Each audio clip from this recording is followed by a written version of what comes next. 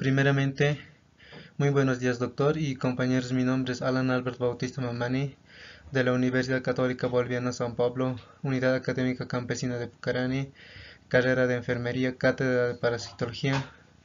Somos del grupo Blastocitis hominis, la cual está conformado por mi compañero Limber Williams Callisaya Guarayo, por mi compañera Olivia Pablo Tarqui y mi persona Alan Albert Bautista Mamani, la cual vamos a proceder a exponer sobre el parásito Balatidium coli, en lo cual yo voy a hablar un poco sobre la definición, algunas características, el ciclo vital y la epidemiología que puede provocar este parásito llamado Balatidium coli. El Balatidium colin es un protozoario perteneciente al filo Psiloaphora, considerado como uno de los protozoarios más grandes que existen en la historia, descrito por primera vez en el año 1857 por un Malmsteen. Tiene ciertas características peculiares que le convierten en un organismo muy útil para aquellos especialistas que llevan a cabo estos estudios sobre la biología de los protozoarios. Este organismo también tiene una capacidad infectiva al ser humano, siendo el único protozoario con cilio que causa alguna patología en ellos. Su hospedador nato es el cerdo, pero también ha estado asociado con otros mamíferos que puede ser el caballo y las vacas. Asimismo tiene una peculiaridad de que pueda reproducirse por mecanismos asexuales y mecanismos sexuales, lo que convierte en un ser vivo bastante versátil e interesante. En su taxonomía de este parásito que es el Balatidium coli, podemos ver que es del dominio Eukarya, es del orden Trichostomatida, es del reino Protista, es de la especie coli, es del filo Silifora, es de la familia Balatidae y es de la clase Litostomatae y es del género Balatidium. A continuación pueden ver que también el Balatidium coli tiene algunas características o partes, como pueden ver en el lado izquierdo. El trofozoito tiene una forma ovalada, mide entre 50 a 90 micrómetros de largo por 40 a 70 micrómetros de ancho. Su cuerpo está cubierto de cilios, que está en constante movimiento rítmico y le permite moverse estos cilios. Los cilios son los más grandes en la región anterior que en la posterior. Presenta Presenta una porción anterior con un orificio denominado citostoma, que también se le puede llamar boca, pero no es boca, es el citostoma, por donde ingresan los diferentes nutrientes. Luego viene un pequeño conducto llamado citofaringe y en la porción posterior posee otro orificio llamado sitio piojo, y a la cual esto llegaría a ser su ano de este parásito, por donde excreta los residuos. Otras características que resalta es la presencia de dos núcleos que pueden apreciar en la pantalla, denotados como macronúcleo, que se asemeja en un frijol, y micronúcleo de forma redonda, que se localiza en la curvatura menor del macronúcleo y se tiñe de manera intensa. Esta bacteria se alimenta de parásitos así como células del huésped en su paso por el intestino. En el lado derecho pueden ver también que es el quiste. Este quiste ya no es igual al trofozoito, sino que es diferente, es esférico u oval, mide aproximadamente entre 30 a 50 micrómetros, posee una pared quística gruesa, doble e línea, contiene un solo trofozoito en su interior.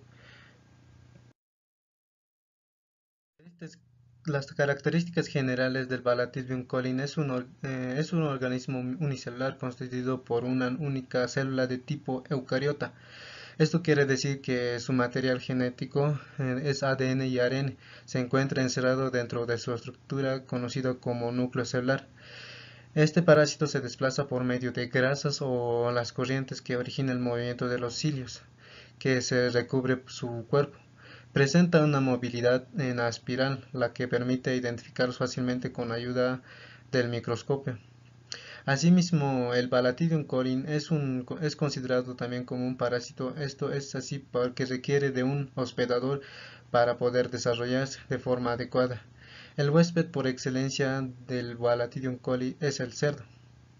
Este parásito también eh, este parásito es un protozoario ciliado que está patogenado por el ser humano en estos En estos coloniza el intestino grueso y genera una enfermedad conocida como balantidiosis, la cual presenta síntomas intestinales específicos y es de cuidado si no se trata oportunamente.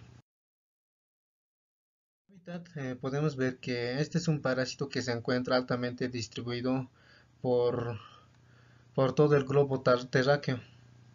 Esto se debe a que su reservorio natural es el cerdo. Sin embargo, este parásito tiene una prevalencia de la infección en humanos. Es frecuente en aquellos lugares en los que el hombre está en contacto frecuente con los animales y conviven con ellos. Entre los lugares de mayor incidencia, este parásito se puede encontrar en Sudamérica, Filipinas, México y entre otras. Este parásito dentro del huésped, este organismo tiene una predilección por el intestino grueso, en especial el colon sigmoides y el ciego, ya que ahí se encuentran los abundantes nutrientes para él, representados por las bacterias, hongos y otros microorganismos. A su nutrición, podemos ver que el Balatidium coli es un organismo heterótrofo. Esto implica que no es capaz de sintetizar sus propios nutrientes, de manera que tal debe alimentarse de otros organismos o sustancias producidas por ellos. Este protozoario posee un esbozo de sistema digestivo primitivo que le permite procesar los nutrientes de manera óptima y eficiente. El proceso de su digestión comienza cuando las partículas alimenticias son acercadas hasta el citosoma por el movimiento de los cilios que se encuentran en todo el cuerpo, son ingeridas e ingresan al organismo. Y dentro son incluidas en su fagosoma, en el cual en su vez funciona como un lisosoma. Este proceso es sumamente importante ya que es el último que contiene las diversas enzimas de digestiones que se encargan de degradar y transformar el alimento ingerido en partículas mucho más pequeñas que son asimiladas con mucho mayor facilidad. Estos son liberados de exterior a través de una abertura localizada posteriormente que se conoce como citoprocto. La reproducción del Balatidium coli se ha descrito dos tipos de reproducción, uno asexual, que es la fisión binaria, y el otro tipo que es sexual, mediante la conjugación. La que se ha observado con mayor frecuencia es la fisión binaria, siendo esta de tipo transversal. La fisión binaria es un proceso mediante el cual una célula se divide originando dos células exactamente iguales a la célula progenitora. Para que puedan ocurrir, el primer paso es la duplicación del material genético que se encuentra dentro del núcleo celular. Una vez ocurrido, esta célula comienza a experimentar una división de citoplasma, proceso este conocido como citocinesis. En este caso, en particular, la división ocurre de forma transversal, es decir, perpendicularmente el eje de uso. Finalmente, la membrana celular también se divide y se originan dos células eucariotas 100% iguales a la célula que los dio vida. En el caso de la conjugación, ocurre un intercambio de material genético entre dos células de Balatidium coli. Lo primero que ocurre es que dentro de cada célula los micronúcleos experimentan divisiones sucesivas. A la final quedan en cada uno de los pronúcleos uno que emigra a la célula y el otro que no lo hará. Posteriormente, ambas células ponen en contacto sus citosomas e intercambian micronúcleos. Hecho esto, ambas células se separan. En el interior de cada una de los micronúcleos foráneos que ingresaron se fusionan en micronúcleo que habían quemado formando un núcleo cigótico que experimentarán sucesivas divisiones hasta que vuelvan a ser una célula con un macronúcleo y un micronúcleo. Ciclo de vida del Balatidium coli. En el ciclo de vida del Balatidium coli se puede apreciar dos formas de trofozoito y el quiste. De las dos, la última es la de forma infectante, o sea, la quiste. La quistes son ingeridos por el huésped. Esto comienza donde los laquistes son ingeridos por el huésped mediante agua contaminada o alimentos que no han sido procesadas correctamente, siguiendo las medidas mínimas por higiene. Por esto se encuentran infestados de quistes de ese parásito. Después, una vez dentro del huésped a nivel estómago por acción de los jugos gástricos comienzan a desintegrarse la pared protectora, proceso que finaliza a nivel del intestino delgado Ya aquí son liberados los trofozoitos, que les hace desplazar sus cilios, y llegan al intestino grueso para iniciar la colonización de este. En el intestino grueso, los trofozoitos se desarrollan y comienzan a reproducirse mediante el proceso de fisión binaria. Reproducción sexual también puede llegar a reproducirse por un mecanismo sexual conocido como la conjugación. Paulatinamente son arrastradas por el intestino mientras se van al metamorfosando nuevamente en quistes. Estos son expulsados conjuntamente con las heces. Y es importante aclarar que no todos los individuos siguen en este camino. Algunos de los trofocitos formados que se quedan en la pared del colon y se multiplican allí, generando un cuadro clínico en el que predominan las deposiciones líquidas. Epidemiología del Balatidium coli. El Balatidium coli es un organismo patógeno que es capaz de generar infecciones en el ser humano, específicamente a nivel del intestino grueso. La patología que ocasiona en los humanos se conoce con el nombre de balantidiasis. El mecanismo de transmisión es directa y por contaminación como los protozoarios. Intestinales por contaminación de alimentos, aguas, manos, etcétera, como materias fecales que contengan quistes de parásitos. En algunos casos los parásitos no producen invasión, se reproducen en la luz intestinal o dan origen a una inflamación de la mucosa del colon. En otros pacientes producen ulceración de la mucosa y penetración y capas profundas. Las úlceras son de forma irregular, hiperémicas con fondo necrótico, a veces extensas por confluencia. Los trofocitos se encuentran en cualquiera de las capas de la pared y en algunos vasos sanguíneos o linfáticos. Son muy raramente que dan lugar a la perforación intestinal y la invasión del apéndice. En estos casos, y cuando hay ulceraciones necróticas extensas, la balantidiasis puede ser fatal al encontrarse con el parásito histólica y Balantidium coli. Muy raramente ataca a otras vísceras. Se han informado por casos de balantidiasis genital, pulmonar y hepática. Se presentan un buen número de casos asintomáticos o pocas manifestaciones clínicas, tal como dolor cólico y diarrea. El Balatidium coli tiene una transmisión a través de la ingestión de los quistes en agua o alimentos contaminados.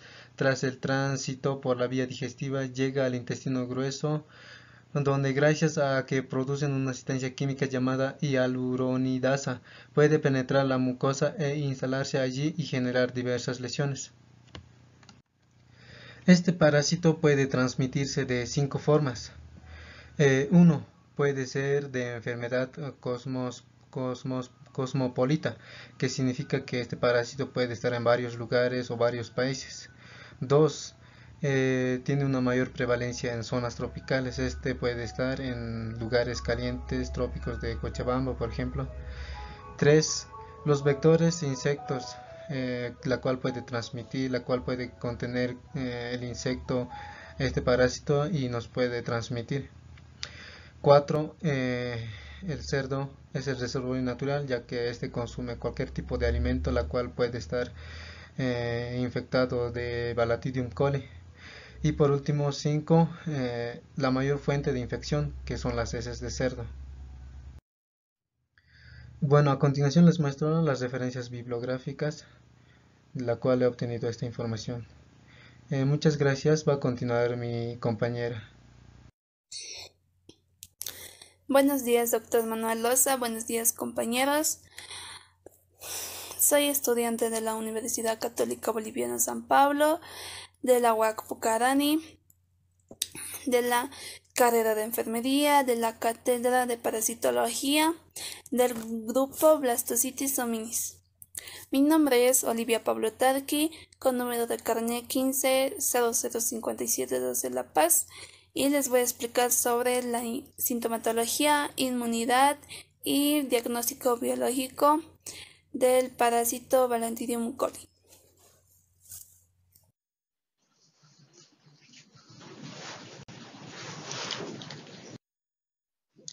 En la sintomatología del parásito Ballantidium coli pueden presentar síntomas leves, agudos, crónicos o extraintestinal.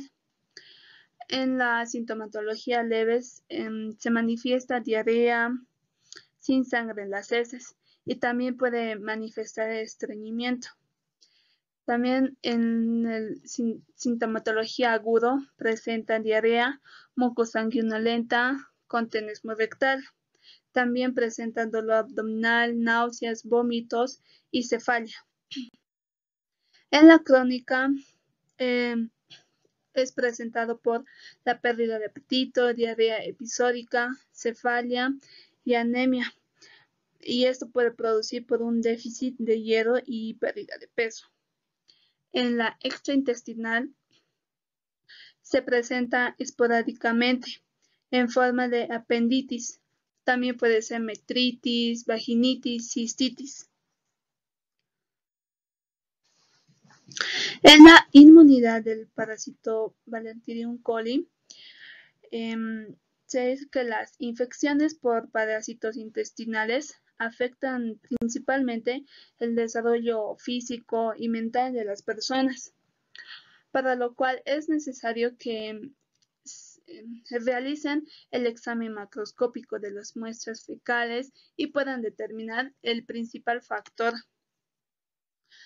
En esta se debe considerar que las infecciones por parásitos intestinales son de gran importancia para la salud y su prevalencia.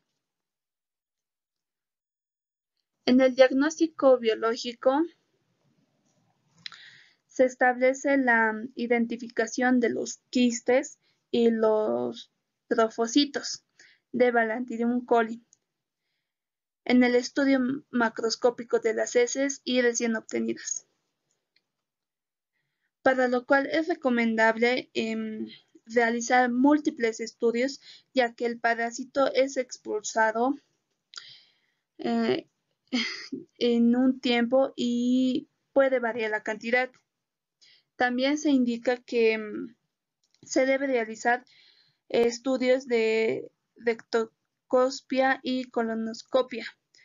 Esto con el objetivo de descubrir otras patologías que evolucionan con mucho dolor y sangre en las heces. También se debe tomar muestras de la mucosa del intestino grueso para el estudio histopatológico.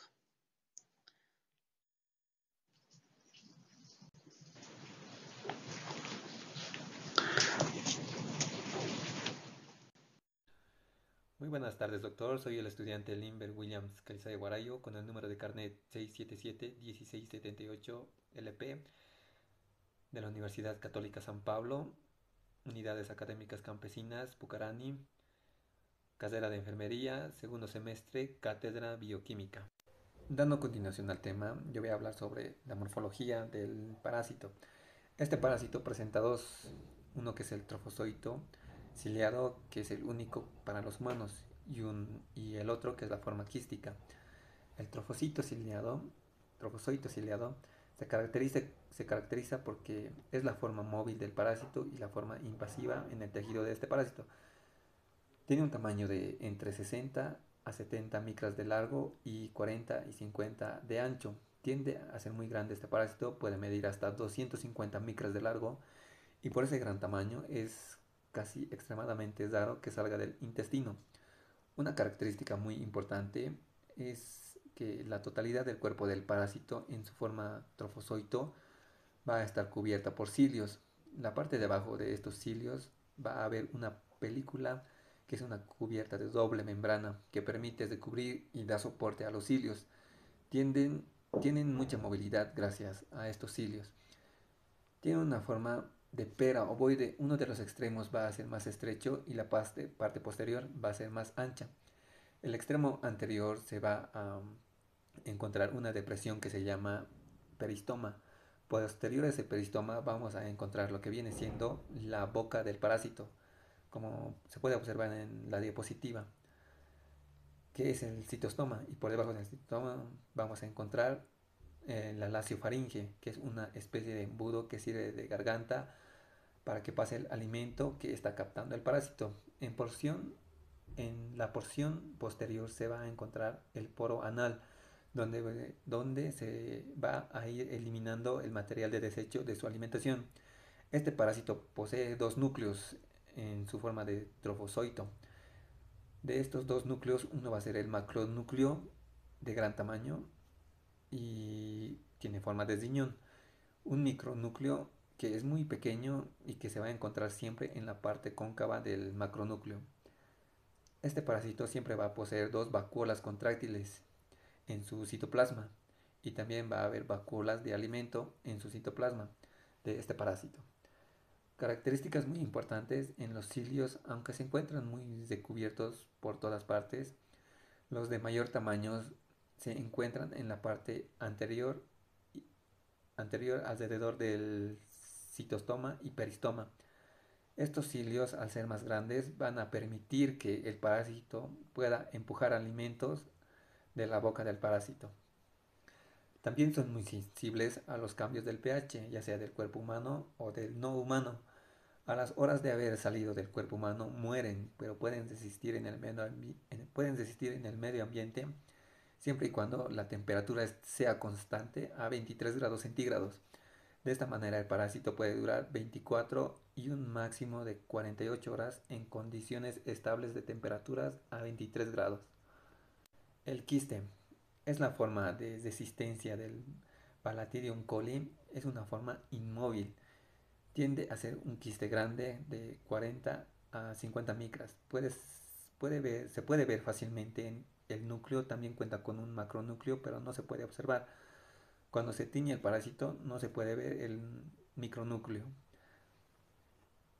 Es un quiste redondo que posee doble pared. Se puede encontrar dos tipos de quistes, uno que es el quiste inmaduro y otro que es el quiste inmaduro. Patogenia.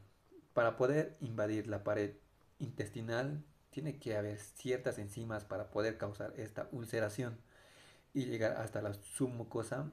Una enzima principal que tiene es la hialuronidasa, pero también tiene que no solo tener la enzima, porque por ejemplo, esta es la parte superficial y está entrando por la pared, porque la enzima va a romper todo el colágeno, todas las uniones que se encuentren, pero el parásito tiene que moverse por su cuenta.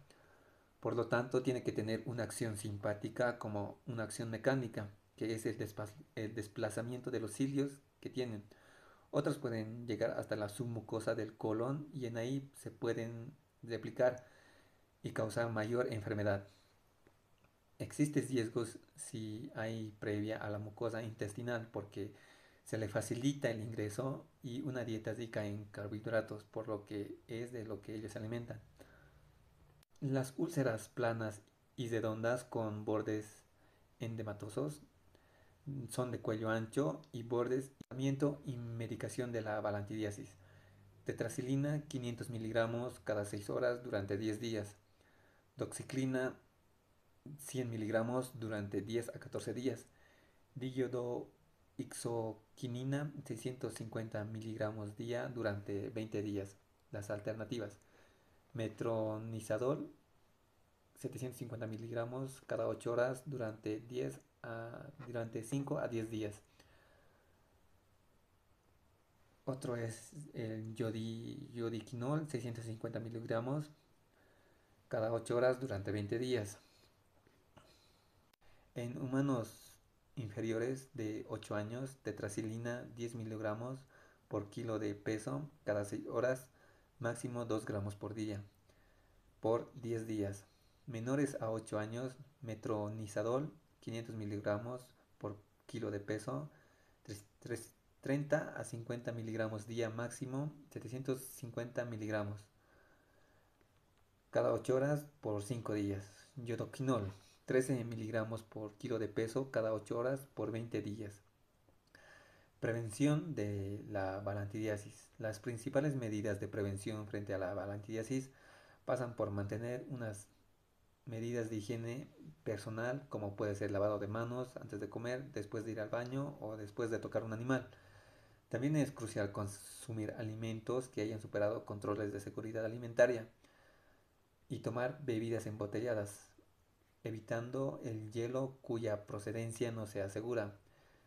Educar a la población sobre medidas higiénicas en el aseo personal, en la manipulación de alimentos, en la eliminación de las heces de forma sanitaria, evitar la contaminación de bebidas y de alimentos con materia fecal.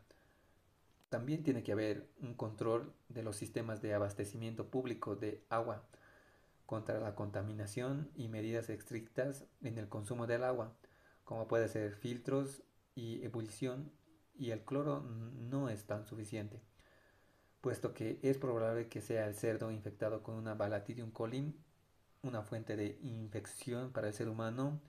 Habrá que aplicar acciones pertinentes para evitar el desarrollo de la infección porcina y el riesgo de la contaminación con sus heces. Se debe considerar con, se debe considerar tratar con tetraciclinas a los cerdos infectados. Y eso es todo por mi parte, doctor, y muchas gracias por la atención.